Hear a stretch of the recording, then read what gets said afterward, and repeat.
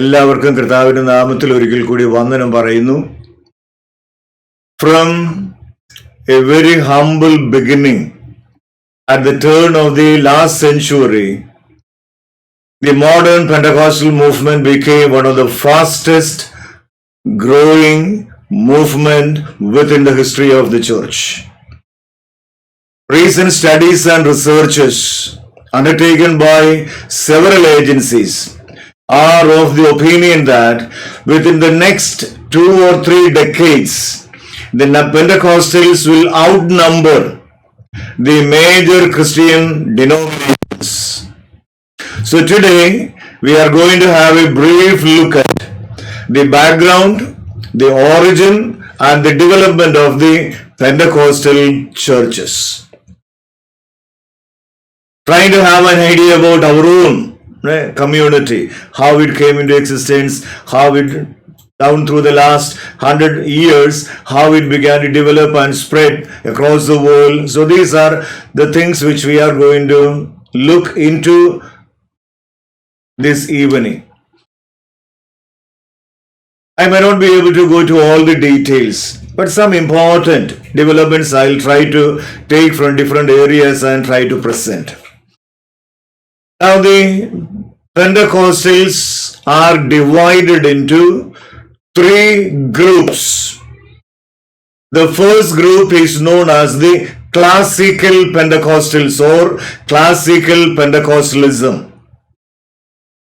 The Pentecostal movement that started in the beginning of the 20th century, then during the last 120 years, they had a long track record.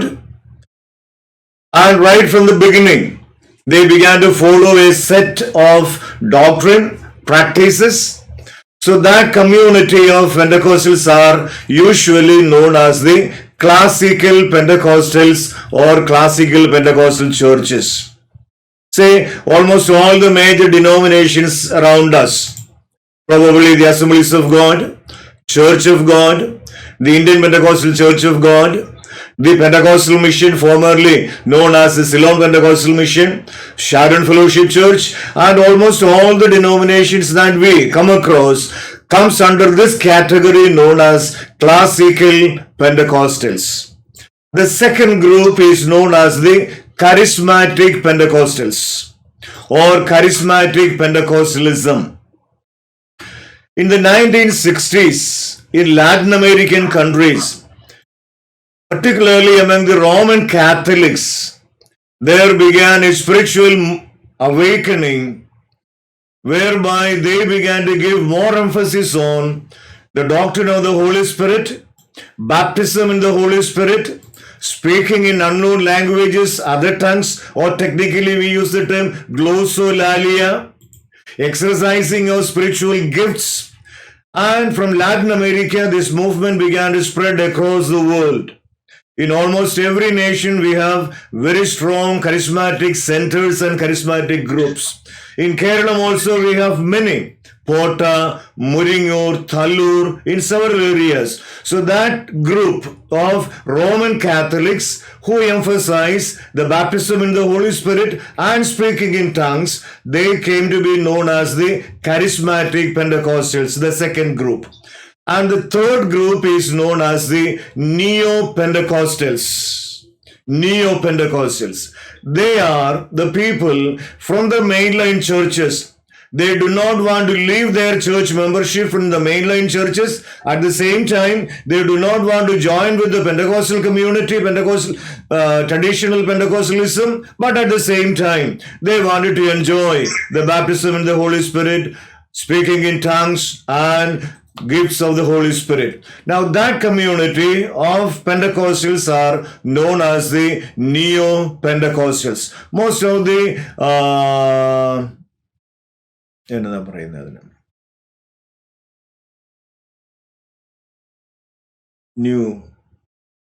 new generation churches, most of the new generation churches can be branded under this category as the Neo-Pentecostal community. So these are the 3 major classification of the people who follow Pentecostal experience, baptism in the Holy Spirit, speaking in other tongues in and around us. Now, technically, the Pentecostal movement is a 20th century movement. To be very specific, the modern Pentecostal movement started on 1st January 1901. 1st January 1901. So we have a history of 120 years after the origin of modern Pentecostal movement. This may naturally raise a question in your mind. Then what happened during the last 19 centuries for Pentecostalism or for Pentecostal experience? See, since we had a discussion on the history of Christianity, I said after the end of the first century, everything began to turn upside down. In the first century, the apostolic community gave much emphasis on baptism in the Holy Spirit, speaking in tongues, and operation of the gifts of the Holy Spirit. But from 2nd century onwards, there began certain changes. Administrative structure became more rigid. Many heresies began to come into existence. Christians began to scatter here and there due to persecutions. Then later came the Dark Ages, where church had no opportunity to read the scripture or to experience any of these things. But that does not mean that during the first 19 centuries there was no experience of baptism in the Holy Spirit or even speaking in the other tongues. There were hundreds of men and women who had this experience in every century, but that was not a movement but isolated developments in several parts of the world. So we cannot say that Pentecostalism was not there. Pentecostal experience we can find in all through the centuries, but the movement as we see today, that began at the beginning of the 20th century. Now we have several records and documents regarding the groups of people, individuals who had the practice of speaking in tongues down through the centuries. Several documents and numerous books also are available regarding that particular area. But I'm not going to the details of that. I'm just coming to the beginning of the modern Pentecostal movement. And before we come to that, we should have a brief look at the background. Now, while discussing about the history of the church during the 18th century, I said that was a century for spiritual awakening and revival. Bible became available to everyone. People were highly educated and they were able to read and understand what was written in the scripture. So that began to make some changes in their own spiritual life, and a main movement began in England, mainly under the leadership of John Wesley. John Wesley was a member of the Anglican Church, but he was able to read the Bible, he understood the Bible, and he became a preacher, an exponent of God's word. He began to travel all over England and Scotland, preaching the gospel and emphasizing the need of a separated life. In John Wesley's words, if I say, he was emphasizing an experience subsequent to salvation experience. An experience subsequent to salvation experience, which he called it as sanctification. So John Wesley was the first person to emphasize sanctification is very important. But salvation is the first step, and we should not limit with that. We should go to the next step. That is, he began to call it as sanctification. Now, wherever he went and preached, everywhere he began to emphasize these two elements, salvation and sanctification. As a result, in England, wherever John Wesley went to preach, everywhere there was deep conviction of sin. People began to cry Mainly because of the conviction of their sins. They began to confess their sins. They began to fall down on the ground. They began to beat on their breast. They began to roll on the floor. So these are some of the manifestations of that revival during the time of John Wesley in England. That led to the beginning of the Methodist churches. So there was a development from the Anglican faith, a further step, the Methodist Church, and the doctrine emphasized by John Wesley, sanctification. Now from that, so this can be considered as the historical root of the modern Pentecostal movement, what was started by John Wesley. Then after John Wesley, the Anabaptists, they came into existence, another group. Then they began to emphasize further on baptism, believers' baptism. So similarly, group after group, they one after the other, they began to come into existence during the course of time, and they began to emphasize more teachings, further teachings from God's word. So started from salvation experience, which went through sanctification, then baptism, so it slowly began to develop. As a result, when we come to the 19th century, there started a movement by name Holiness Movement. A movement that began to emphasize on holy life. Large number of people were attracted to this movement, and majority of the people were members of the Methodist and the Baptist churches. They did not leave the membership in their own denominations, but they began to hire buildings in different parts of England and also in the United States, where they come together for prayer, particularly with an emphasis of leading a holy life. So this movement came to be known as the Holiness Movement, which began to spread across the US and also in England. Many hundreds of people became part of this movement. Then the next step we do find, there was a famous person by name Alexander Dowie. Now he came out with a further teaching, that is the divine healing, the doctrine of divine healing. God is able to heal the sickness of the people. So that became another emphasis, and many people who were mainly sick, they began to come to these centers where this holiness group people gathered together, where they wanted to pray for divine healing. During those prayer meetings, many people were miraculously healed during those prayer meetings. So this began to attract a large number of people. Many began to come to these prayer meetings, and they were miraculously healed. So emphasis was on holy living, and also they began to strongly believe in God as the person who healed the sickness. During this time, a person by name Charles Fox Parham, Parham, he was a Methodist pastor. He was a cripple by birth. Now he also heard about this holiness movement, and many people coming and they were healed through the prayer. Now this Parham also wanted to come to one of these prayer centers, and during that time some healing homes also were started by them, where sick can come and they can be prayed for. Now this man Parham, he also began to attend these meetings, prayer meetings, and his main need was to be healed from his handicap.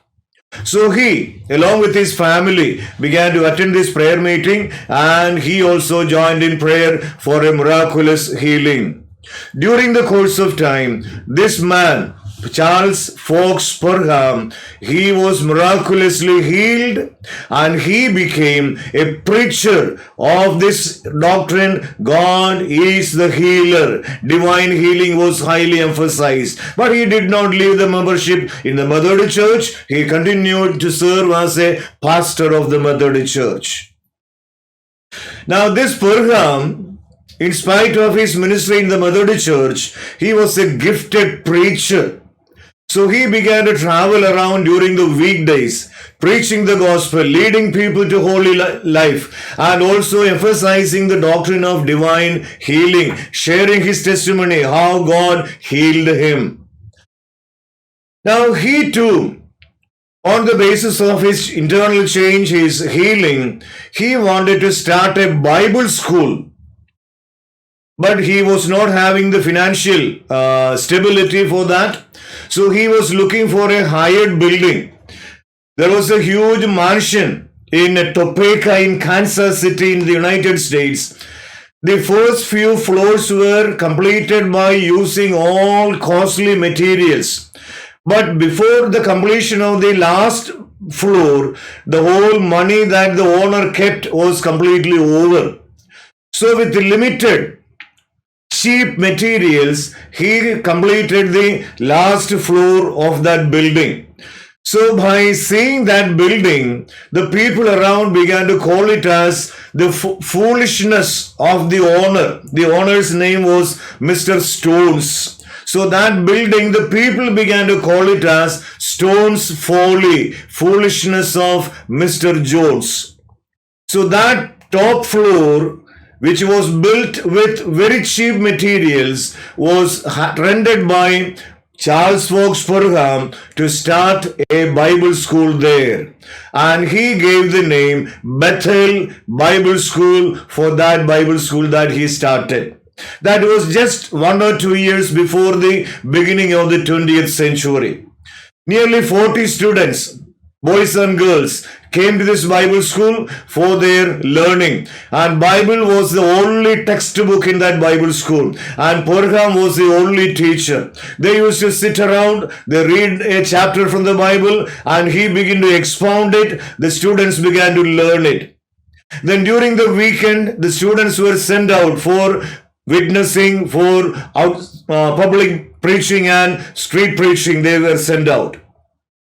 And Parham also was traveling from place to place during the weekends, preaching in churches, preaching in the public, emphasizing the need of leading a holy life, then Jesus as a healer, then also teaching from God's word.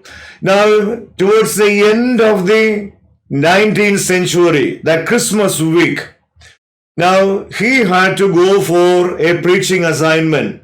This person, Charles Fox Parham. So that whole week, there was no one to teach in the Bible school. So before he left, he gave an assignment for his students in the Bible school. The assignment was this: read the book of Acts of the Apostles and find out what is the initial evidence of a person's baptism in the Holy Spirit. He was a Methodist pastor, and all the students also were from Methodist and other church background. They were never heard about speaking in tongues, and even Parham had that no experience. But he gave an assignment for the whole week during that Christmas week to read the book of Acts and find out what is the evidence, initial evidence of a person's baptism in the Holy Spirit. Then after giving this assignment, he went for his preaching assignment. Then he returned on the 31st of 1999. Then on the next day, that was January 1, 2000. Sorry, 1900. January 1, 1901. Okay, slide change. 1900 and 1901. 1901, January 1. Now then he called all the students. All the students came, and Parham also, they sat together, and each student began to explain what he read and found out from Acts of the Apostles. Almost all of the students unanimously said, speaking in tongues, unknown tongues, glossolalia, that is a technical term, glossolalia, that is the initial physical sign of baptism in the Holy Spirit. But none of them had that experience. But all the students by their reading of Acts of the Apostles, they unanimously came to the conclusion, this is the sign of the baptism in the Holy Spirit. Then during that day, one girl, one student, by name Agnes Osman, O-Z-M-A-N, Agnes Osman. Now she stood up and asked the teacher Purham, Sir, if what the Acts of the Apostles says is correct, why don't we also pray so that we may also have this experience? We may also be filled with the Holy Spirit, and we may also speak in glossolalia, unknown tongues.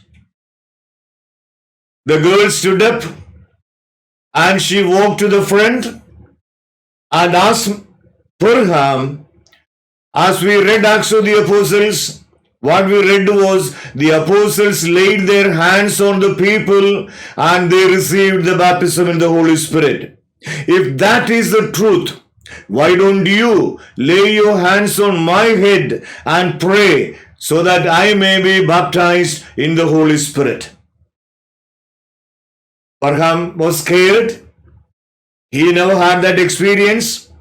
But this girl began to insist on the basis of the scripture that Purham should lay his hands on her and pray that she may be filled with the Holy Spirit.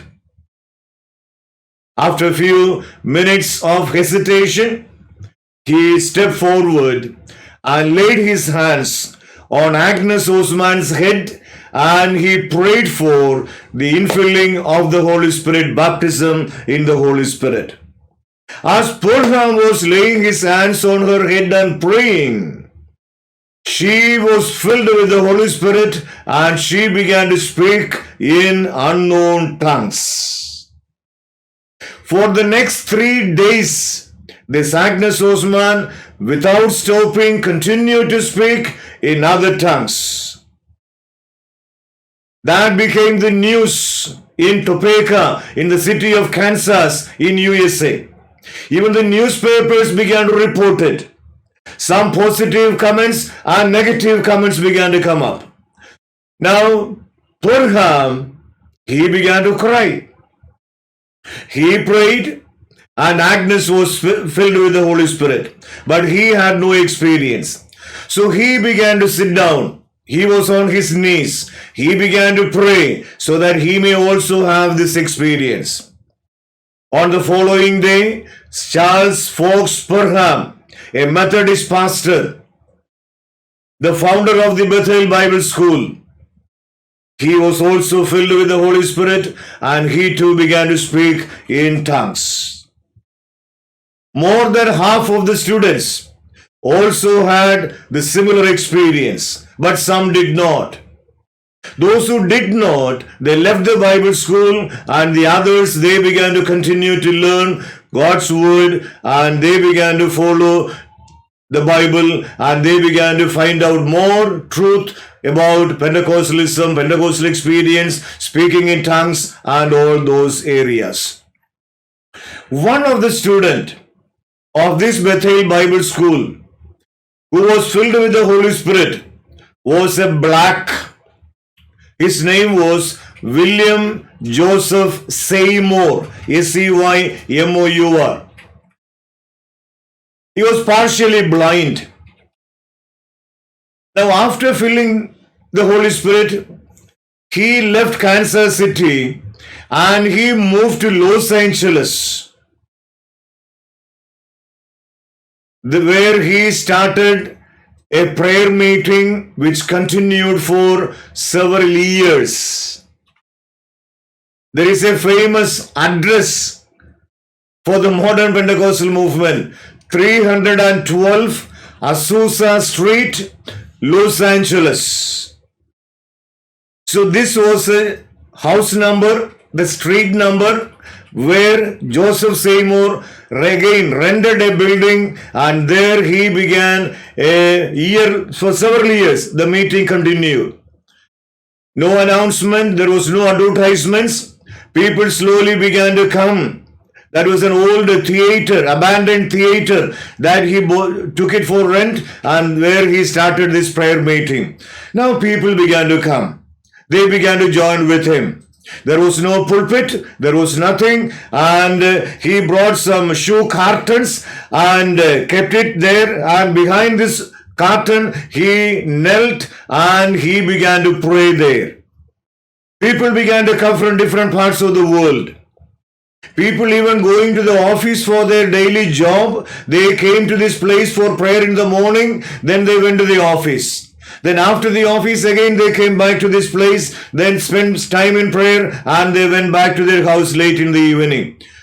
So people from different parts of the world also slowly began to come. People from different countries visit US for several purposes. So people who came from Europe and Asian countries, from African countries, they also began to come to this place and join with William Joseph Seymour to spend time in prayer. There began a great spiritual revival. That is, we call it as the Azusa Street Revival.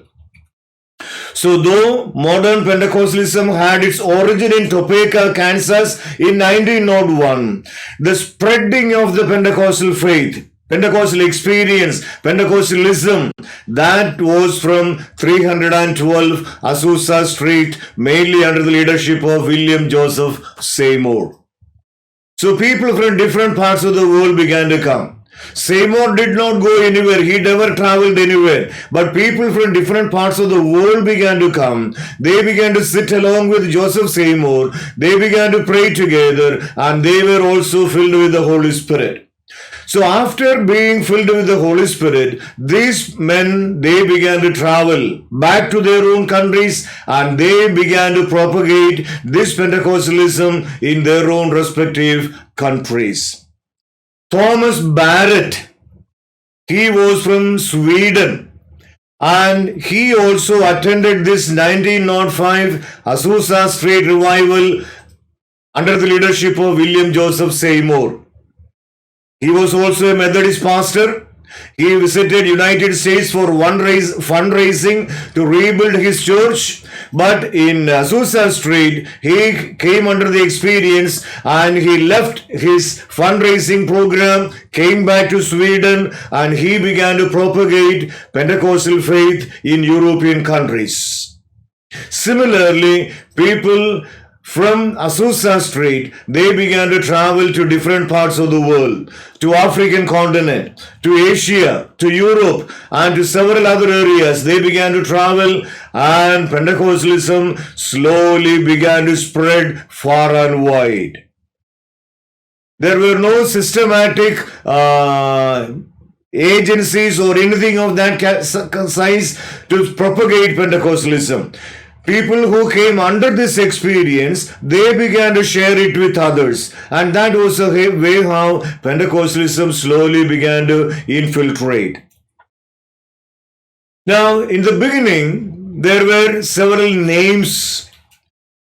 Church of God Cleveland, several names where we find while reading the books during the initial stages. But around 1915, the first Pentecostal denomination, that is the Assemblies of God, was officially organized in a convention of all the Pentecostals in the United States at Springfield, and that came to be known as the first organized Pentecostal group, the Assemblies of God. Then after 1915, they began to send their missionaries under their responsibility and expense to different parts of the world to propagate this Pentecostal faith, and people came to India also, sent by the Assemblies of God. So that was the way how Pentecostalism, Pentecostal experience, Pentecostal movement, Pentecostal faith began to spread all across the world. So this is the origin of the modern Pentecostal movement. Now, Charles Fox Parham is usually considered as the father of the modern Pentecostal movement. But William Seymour, he played an important role in spreading Pentecostalism worldwide. So from Azusa Street, that prayer meeting continued for several years.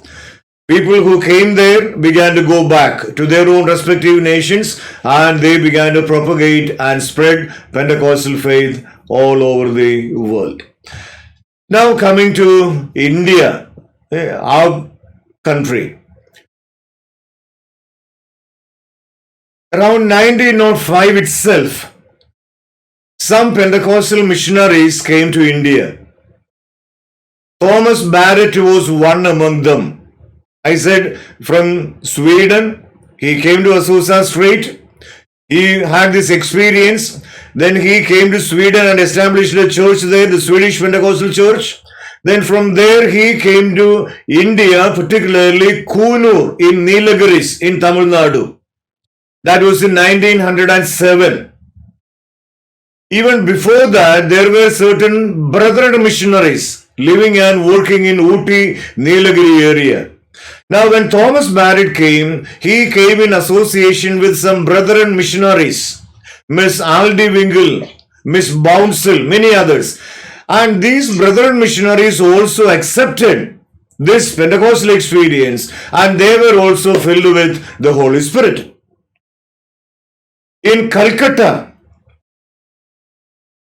several missionaries came to Calcutta and they began to spread Pentecostal faith in Calcutta area. The first person to come to Kerala with this Pentecostal faith was a person by name George Berg, B-E-R-G, George Berg. He came to Kerala in 1907. Mainly, he was invited by the Brethren Church to preach in their annual convention in Kottarakara area. Because Kottarakara Adur was the main center of Brethren faith. Vivojita Prasthanam started even before by K.V. Simon sir and others. In Adur, there was a very strong group of Vivojita Prasthanam. So the annual Brethren Convention was taking place in Kottarakara, and George Berg was invited by them to preach in the convention. But in the convention, George Berg, while preaching, he began to slowly introduce his Pentecostal experience regarding baptism in the Holy Spirit, speaking in tongues, which the Brethren Church and its leaders did not accept. So they sent him out. So he began to travel in central Travancore, Kottarakara, Adur area, preaching this Pentecostal experience. But there were not many converts or followers of Pentecostalism during that time. Then after a few years, around 1913, another missionary came from US. That was a famous man, Robert Cook, who became the founder of the Church of God in India. So Robert Cook and his family, with three children, they came to Bangalore first. Then from Bangalore, they came to Kottarakara area.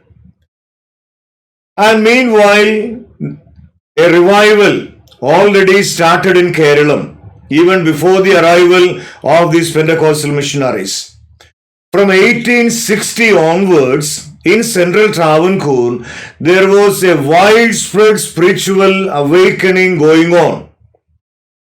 There were three phases for that revival: 1860, 1873, and 1895. Three phases of spiritual revival was sweeping across central Travancore, mainly because of the Anglican missionaries and their missionary labor. They translated the Bible into Malayalam. Numerous hymns and songs were translated into Malayalam. They composed several songs. So singing became common. Preaching of the word became very common. And many Christians in Travancore were attracted to the Anglican missionaries and their teaching, and there began a reformation within central Travancore, which we call it as the Malankara Reformation. Abraham Malpan, a member of the Eastern Church, was the leader of this group. He wholeheartedly accepted the teachings of the CMS missionaries, but not willing to leave the Eastern tradition. So he wanted to club the Eastern tradition and the teachings of the Anglican missionaries. Thus, he began to give more importance to reading of God's word. People were encouraged to read the Bible. Then he began to preach in the church in Malayalam. And he began to teach the people. And as a result, a revival began to break out in central Travancore. The idols even kept inside the church were taken by Abraham Malpan, and he threw it into the Pamba river in Maraman. That marked the beginning of a spiritual revival in central Travancore. While this movement was developing, by 1860, people from Tamil Nadu and also from Sri Lanka, they also began to visit central Travancore. And the most important person was a person by name John Christian Arulappan. He visited Kerala around 1860. He began to travel around that central Travancore, preaching the gospel, teaching God's word, and that further added fuel to the revival already started by Abraham Malpan and the Anglican missionaries. It was during this time a Brahmin, the famous man, Justus Joseph, or commonly known as Vidwan Kuti, he along with his three brothers, they also heard this gospel preached by the Anglican missionaries. Joseph Pete was an Anglican missionary. So this family, the Brahmin family, they accepted Jesus Christ, they took baptism, and Justus Joseph was ordained as a priest in the Anglican church also. Since they were from Brahmin background, they were gifted musicians, talented in composing songs, kirtans. That was the reason why Vidwan Kuti has written a lot of songs, outstanding songs. Recently, we heard singing by Sajayan in our church worship services also. So numerous hundreds of songs were composed by Vidwan Kuti by using his musical talent and skill. Now he also became an exponent of God's word. He began to travel in central Travancore, and he also began to conduct revival meeting and preaching. And in those meetings, outpouring of the Holy Spirit was there. People began to speak in tongues. Even prophecy also was evident during that particular time. That means even before the official beginning of the modern Pentecostal movement in 1901, January 1, few years before in India, particularly in central Travancore, the spiritual revival broke out. There were many people having the experience of speaking in other tongues. The best evidence is K.V. Simon sir has written a book, The History of the Brethren Church. And K.V. Simon sir was a strong opponent of Pentecostalism and speaking in tongues. But while writing the history of the Brethren Church, whether knowingly or unknowingly, he also has recorded that there were people who were speaking in unknown tongues. So there are several evidences we have. There is a book by name The Evangelical Awakenings in India, written by an Anglican missionary, Edwin Orr. That book gives the details of all the revivals and awakenings in India, in different parts of India, in almost every states in India.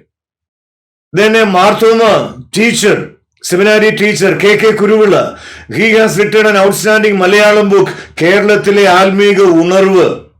That book also gives the details of all these spiritual revivals.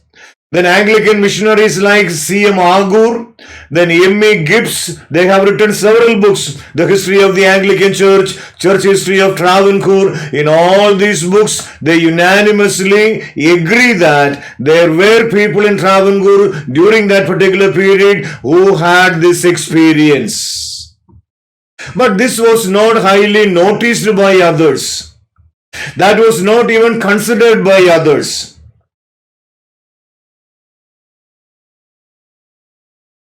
In 1895, the Marthoma Church was already organized. The Marthoma Evangelistic Association was organized. They began to send their missionaries. In 1895, they also started the Maraman Convention, mainly to preach the gospel and teach God's word to the people. Recently, they celebrated 125th anniversary of the Maraman Convention in this February. Now, the Marthoma Church, they began to publish an official magazine, Malangara Sabha Taraga. Some of you may be aware of that. Now, in Malangara Sabha Taraga from 1895 onwards, if you take the back issues and read it, in that magazine also there are numerous informations and letters, articles written by the Marthomites regarding the great revival that was going on in Central Travancore. One example I still remember in Anjalithanam Marthoma Church, in one of the meeting, people were filled with the Holy Spirit and they began to jump up and their head went and hit on the crossbar. Sheelandi എന്ന് പറയുന്നു. ആ ശീലാന്തിയിൽ പോയി അവരുടെ തല വരെ മുട്ടിയിട്ടുണ്ട് because they were filled with the Holy Spirit and they began to skip of joy. So this was the background of Central Travancore even before the arrival of the Pentecostal missionaries, whether it was Thomas Marett, George Burg or Thomas Cook. So usually in my class, I used to tell the students that Pentecostalism in India is not something imported from abroad, but that was an indigenous development within India, particularly in South Central Travancore. Even before the Topeka event, Agnes Osman is considered as the first person who had this experience, but years before that, similar experience had taken place in Central Travancore. Okay, coming to the next century, George Burg came to Kottarakara area and he began to travel around. He had a bullock cart. And in that bullock cart, he began to travel in Kottarakara, Adur, Pandalam, Venmani. That particular area began to travel and he began to preach. I have still the photographs. In 1914, in the central, there is a central Maidanam in Adur where the road divides to Punalur and Trivandrum and Pathanamthitta. So there he conducted an open air preaching. A large number of people came together to listen. And there was a group of members of the Vijayojita Prasthanam in Adur area. Now those people, nearly 70 people on that particular day decided to receive baptism and they decided to join with Robert Cook. Thus, in 1914, the first Pentecostal congregation was established in India, in Kerala, and that was the Church of God in Thuvayur near Adur. That was the first Pentecostal congregation ever established in Kerala, the first one. That was started by Robert Cook. Though George Burg came, he preached in different places, he went back, but Robert Cook stayed in Kerala for about several years, and 37 years Robert Cook stayed in Kerala and he continued the preaching of the gospel, propagating Pentecostalism and giving leadership to the Pentecostal churches in Kerala. Then during his traveling and his ministry, many from different parts of Central Travancore accepted this faith and they began to join with Robert Cook. Churches were established. Adur, Kottarakara, Pandalam, Vettiyar, Venmani, that particular area, the churches were established by Robert Cook and his associates. It was during this time, people like A.C. Jacob, Pastor K.E. Abraham, then the father of Pastor P.A.V. Sam, late Pastor A.R.T. Adishayam, so many. They all began to join with Robert Cook and they began to support Robert Cook in propagating this Pentecostal faith. The initial days, they were severely criticized by the mainline churches. They were totally marginalized. isolated. They were not even invited by the mainline churches for their wedding or any of such common functions. But in spite of that, they began to continue their sharing of gospel, sharing of their experience, preaching of the gospel, teaching of God's word, and bringing people to this faith. During the early days, there was no question of a denomination as such. All of them joined together and they were working together. The churches that were established by Robert Cook, that was known by the name the Full Gospel Church of Malabar during those days. K. Abraham also was a part of that. All of them were working together. During that time, Robert Cook bought this land in Mulakkuzha, now in the headquarters of the Church of God in India. Then from Mulakkuzha, they slowly began to move to Kumbanad area because a person from the Dalit community, Chodhi by name, he came and invited Robert Cook. Then he came to Kumbanad area where he began to share the gospel, and many people like K.C. Cherian, K.C. Umman and many others, they began to accept this faith, and this Kumbanad slowly became the center of gravity of the Pentecostal churches. Then around 1930, there was a small rift between Robert Cook and Pastor K. Abraham. K. Abraham separated from Robert Cook and he started a different denomination known by the name the South Indian Pentecostal Church of God. So two groups, Full Gospel Church of Malabar under the leadership of Robert Cook and the South India Pentecostal Church of God under the leadership of Pastor K. Abraham. Now Robert Cook, the Full Gospel Church in Malabar, was an independent organization. There was no foreign support for Robert Cook. He himself said in his autobiography that $6 offered by his father was the only income for Robert Cook during those days.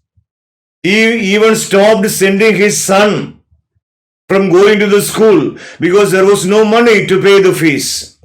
So, such financial constraints Robert Cook underwent, so he decided to join with an organized Pentecostal denomination, Pentecostal group.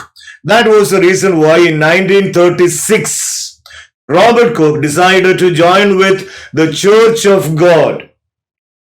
And thus, all the congregations established by Robert Cook that merged with Church of God, and from 1936 onwards, that is known as the Church of God. In 1952, the Church of God had a division break because Robert Cook gave much priority to the members of the weaker community in the Pentecostal faith.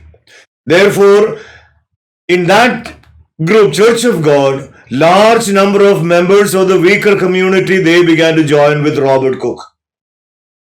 But eventually that became a crisis in the Church of God, and in 1952, as a result, they decided to divide the Church of God into two sections: Church of God Kerala State and Church of God Division, Kerala Division. In Kerala Division, everyone, almost all of them, they are from the weaker sections of the society. So that became a black spot in the history of Pentecostalism. On the basis of caste, the Pentecostal community was divided into two in 1952 in Church of God. Still that division continues, but they have fellowship. Their conventions are conducted in simultaneously but in different places. One in Tiruvalla and one near Chingavanam. So that's how the Church of God continues its activity. Now the present head of the Church of God is Pastor C.C. Thomas, who was a student of Manakala Faith Theological Seminary. So the Church of God continues its activities. They have the Bible school in Tiruvalla, then again one in Kumbanad, then in Vagathanam. So there are several Bible schools they run. So the church continue their activity in and around the world. Now, Pastor K. Abraham, he left around 1930 from Cook and he started the South Indian Pentecostal Church of God. The advantage of Pastor K. Abraham was he had a large number of local leaders, indigenous leaders to work along with him.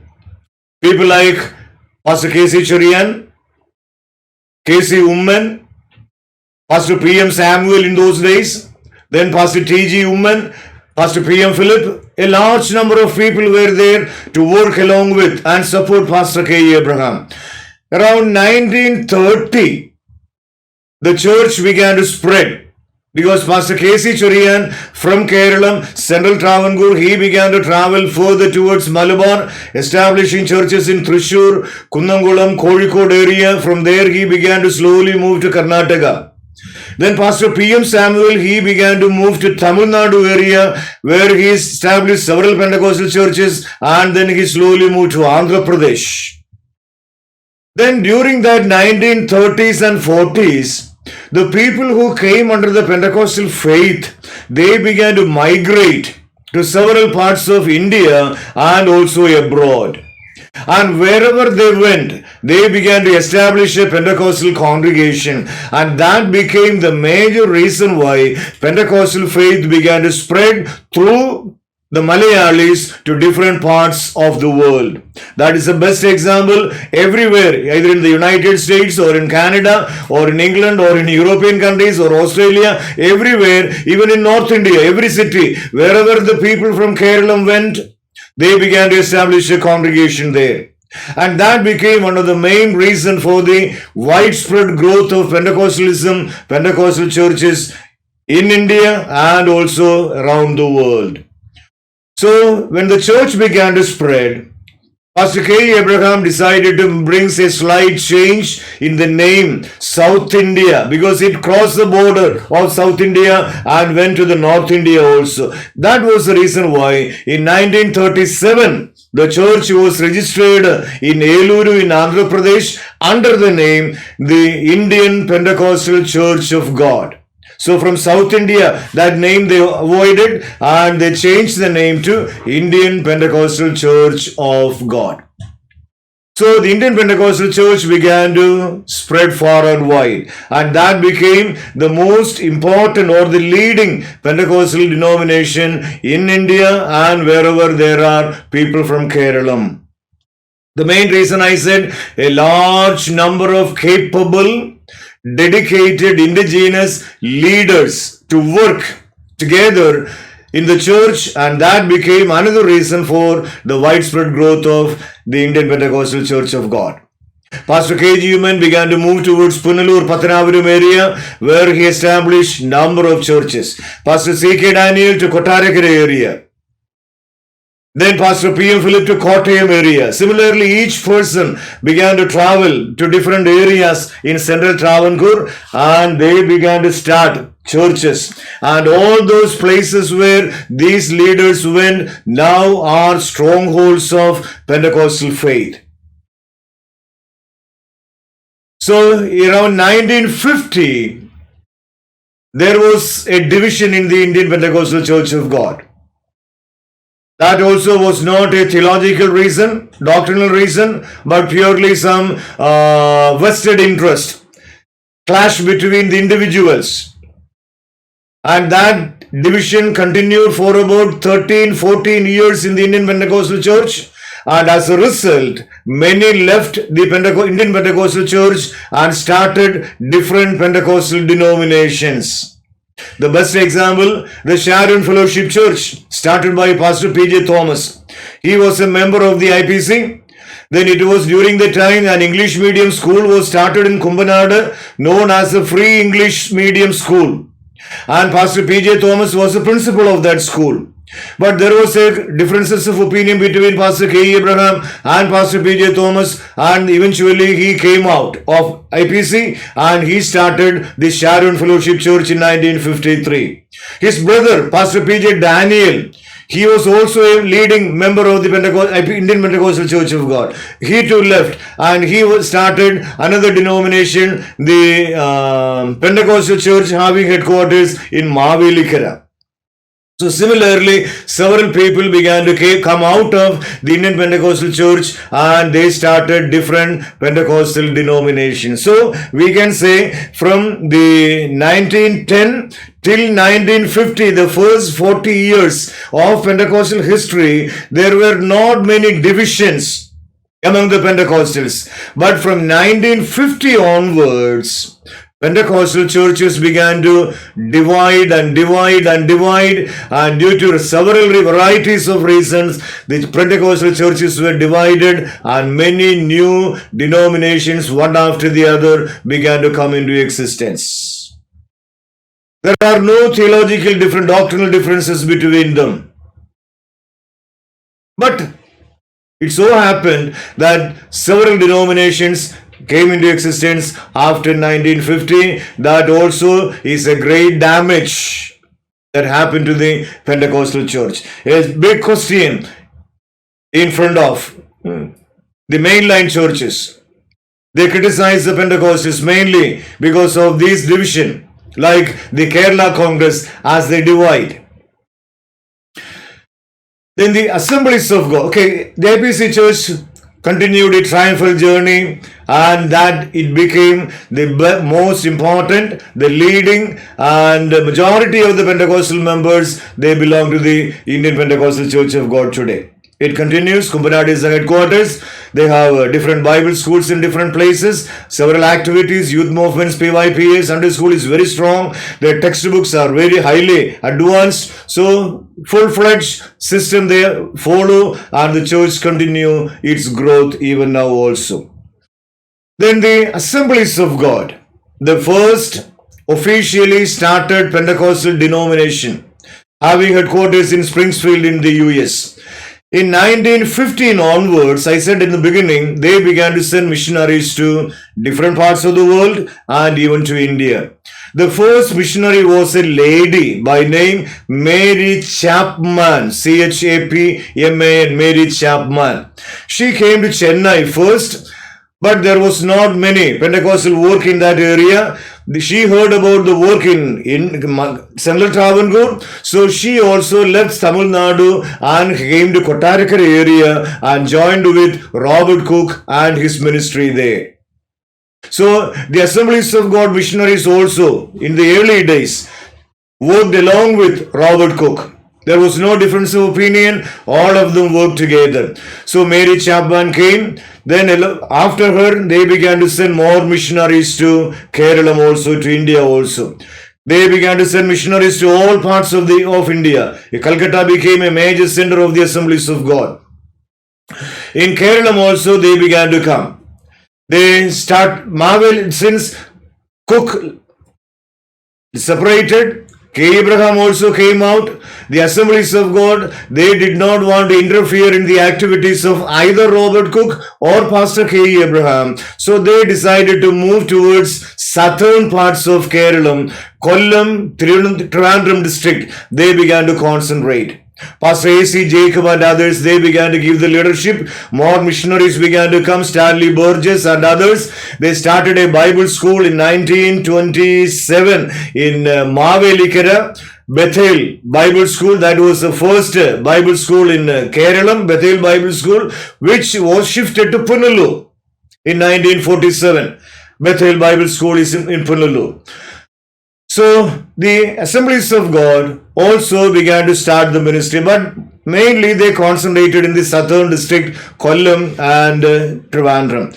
Then they also began to move to Malabar area. In almost all the major cities, they started their churches and the word began to spread under the auspices of the Assemblies of God missionaries also. They were strongly supported by the Assemblies of God International.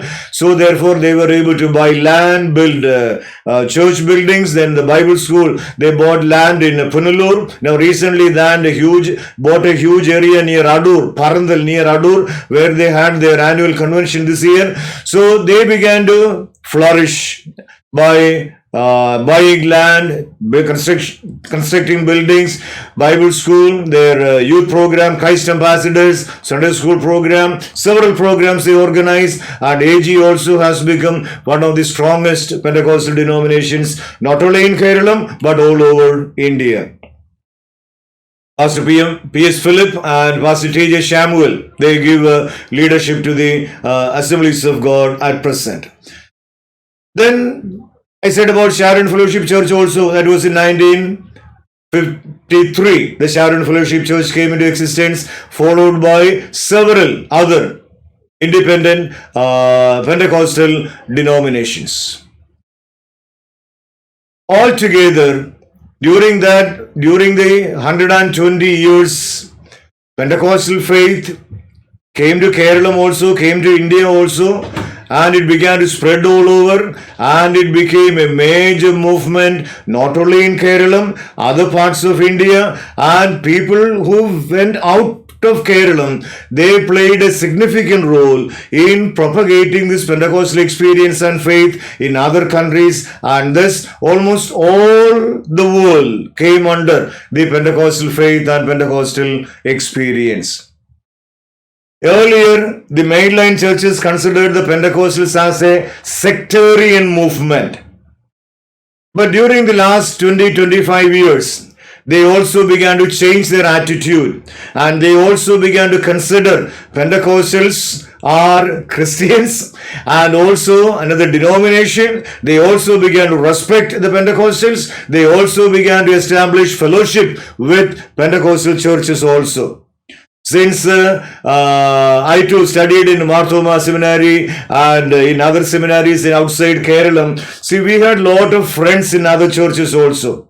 Several bishops in Marthoma Church, Orthodox Church and CSI are our colleagues and our teachers. So we maintain good relationship with those leaders also. Therefore, we were able to explain what is Pentecostalism, what is the Pentecostal faith, and so therefore, we were able to take some initiative in making known what is Pentecostalism to the members of the Episcopal churches also. Since we became part of the Sarambur University in theological education, we had several opportunities to mingle and associate with other denominations and leaders of the other church. Even the Sarambur circle, the topic, there is a subject, Pentecostal churches. It's a subject taught in non-Pentecostal seminaries also. That means an Orthodox or a Marthomite joining the seminary, there also the subject Pentecostal church and its history is taught. So they also has an opportunity to come to know about what is Pentecostalism, who are the Pentecostals, what do they believe, what is the impact, so on and so forth. So recently, that old enmity that we came across in the earlier decades do not find, and we as Pentecostals enjoy freedom of expression, and people are ready to accept us, and people are ready to hear what we have to say. So the door is open before us now. We have to make use of the opportunity. I'm glad that many are responding positively to the Pentecostal faith. Though many do not come to the traditional Pentecostal churches, many join in Neo-Pentecostalism and charismatic movement. They worship the Lord in spirit and in truth. So Pentecostal experience made much impact in the society that transformed the lives of hundreds and thousands of people. That brought several social impact.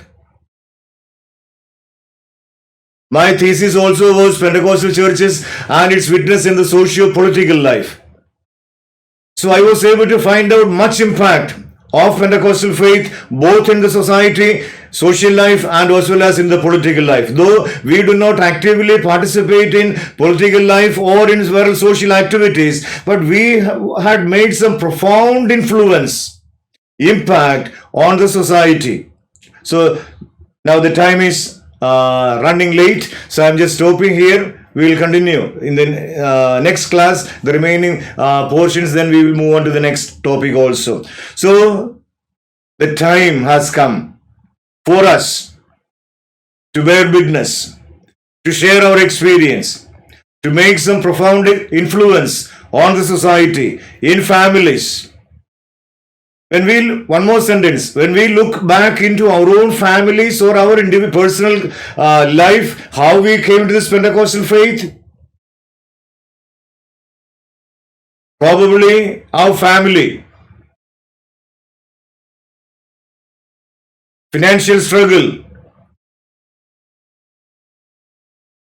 probably addicted to drugs, lost everything, no hope. Some Pentecostal believer or a pastor came to our house, prayed for us, shared his experience, invited us to attend a meeting. We also went there, attended the meeting 1 day or 2 days. God began to deal with us.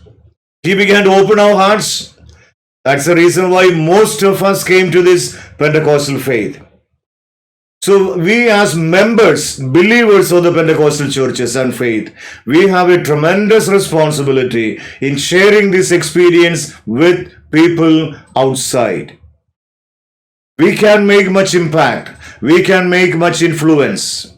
Let's pray and let's do the maximum that we can to spread this faith, to propagate it, share this experience, and make much influence in the society around us. Thereby, we can transform the world itself. Thank you.